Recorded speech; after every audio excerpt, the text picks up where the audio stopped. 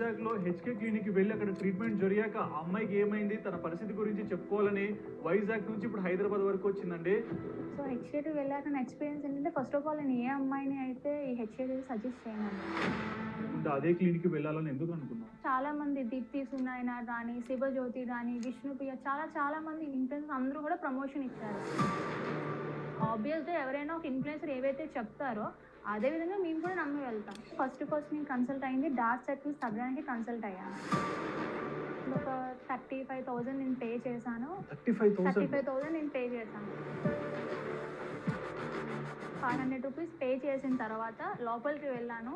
So, doctor మీరు suggest చేస్తానని చెప్పారు. సరే, ఉన్నారా? రియల్ డాక్టరా? ఆర్ ఎనీ రియల్ డాక్టర్ అయితే కాదు అని. ఎలా చెప్తారు? నాకు మొత్తం ఫస్ట్ టైమ్ ఒక పీలేశారండి. అది డాక్టర్ వేశారు. పీలీలా వేసి వెళ్ళిపోయారు. మిగిలిన టెక్నీషియనే ఈ ఎడ్జెస్‌లో గాని మొత్తం అంతా కూడా ఆమె ఫిల్ చేసింది.